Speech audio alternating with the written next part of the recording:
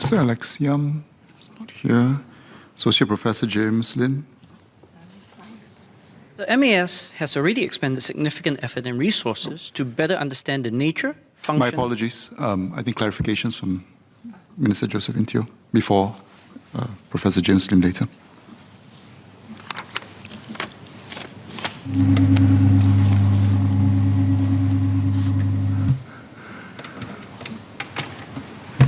Good afternoon, Mr. Chairman.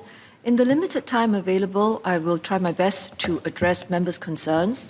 With your permission, sir, I will also be taking clarifications after my response. Ms. Tin Pei Ling and Mr. Sharil Taha asked about the progress of our Smart Nation efforts. In fact, our Smart Nation is rapidly taking shape, and there was no better evidence of this than during the height of the pandemic. Our children could not go to school, but learning did not stop.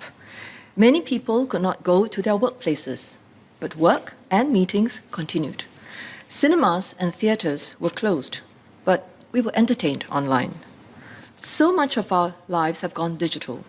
Some of the digital services we use regularly today were nascent only 5 years ago. Take the SingPass app, for example, which was only launched in 2018. Today, 3.5 million people use the SingPass app to gain access to over 1,700 digital and physical services. In 2021, more than 350 million personal and corporate transactions were facilitated via SingPass. Even then, SingPass continues to be improved. Soon, besides the digital IC, our digital driving license will be accessible on SingPass. Later this month, SingPass will also allow business owners or their authorized employees to conveniently retrieve basic company information, including awarded government contracts and shareholders' names. This makes it easier for them to fulfill such information requests. Members may also have noticed updates on the recent budget announcements appearing in your SingPass app. Beyond that, there is an ongoing trial to send citizens personalized information on the budget through the Live SG app. This helps citizens know the support that is most relevant to them. Our people can also check their eligibility for various schemes on the Support GoWare website. To date, we have used the GoWare technology for 16 different purposes, allowing citizens to access key information more easily. Digitalization, however, is more than just moving from the physical to the virtual. The user experience matters, as highlighted by Ms. Tin. And as Ms. Hanisil shared, it is also about unifying multiple touchpoints into a single service journey. For example, together with the PSD and MOH, we have developed an online portal called My Legacy. The website guides citizens to settle the different components of end-of-life planning, such as lasting power of attorney, advanced care planning, and CPF nominations. Information is consolidated in a single platform, enabling a more seamless experience.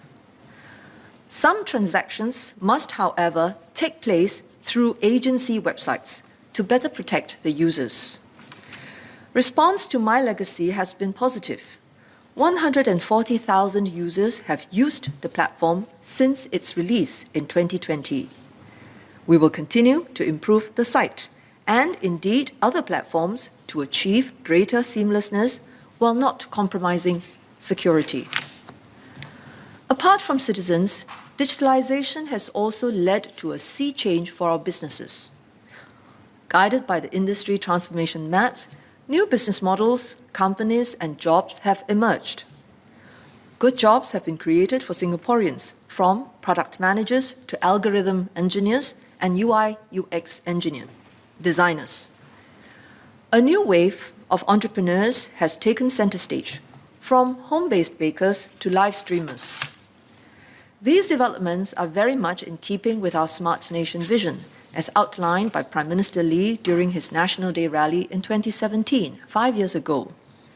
Then, PM said that, and I quote, Next time I am at a hawker center, I look forward to paying for my meal with PayNow. Close quote. Today, more than half of all hawkers have adopted e-payments. In fact, more than $200 million in PayNow transactions were made every day last year. Another familiar scheme is the CDC vouchers, which has benefited more than 1 million households and over 10,000 Heartland merchants. What is less well known is that the digitalization of vouchers and transaction tracking are enabled by Redeem SG, a system developed by GovTech that can be reused for similar voucher programs. Another tool is GovWallet, which helps the government send monies and credits to citizens in a more secure and convenient way. MINDEF is using GovWallet to disburse NS recognition benefits through the Live SG app. The benefits can be used at any of the 164,000 merchants that accept PayNow. CPF Board is also using GovWallet to disburse workfare payouts through ATMs. This replaces check disbursements and allows us to better serve the unbanked.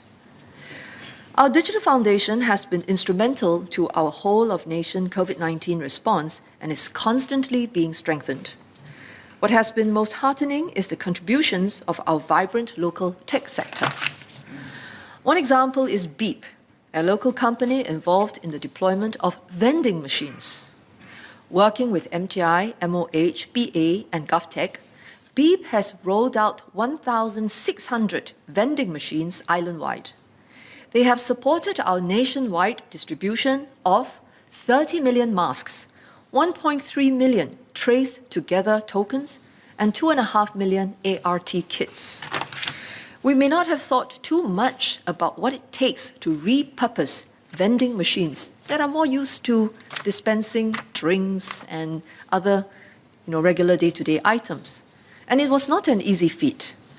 To ensure that the Trace Together tokens would not break upon being dispensed, Beep engineers used apple pies to test their customized machines. It took many tries before they could get satisfying results.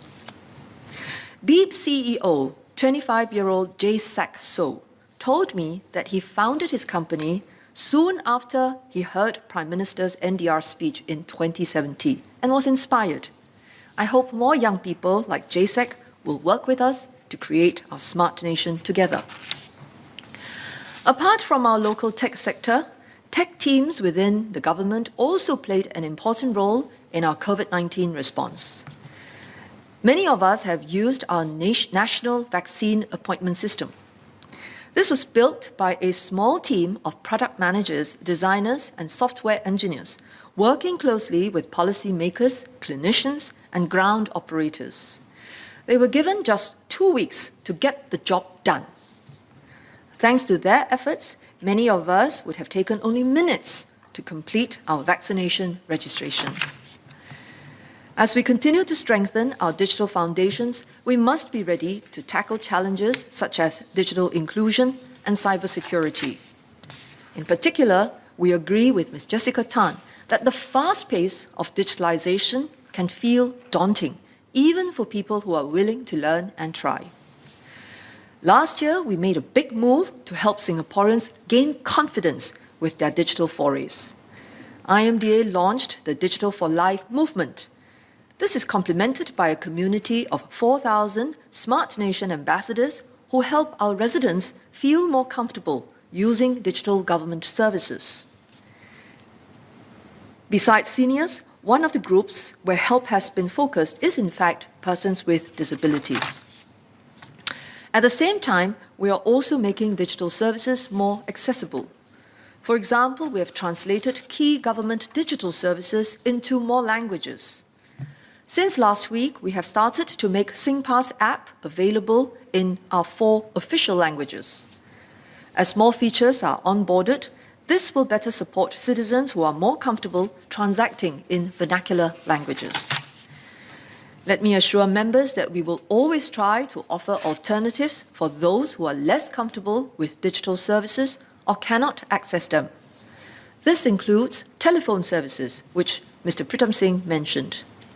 Even then, technology can help.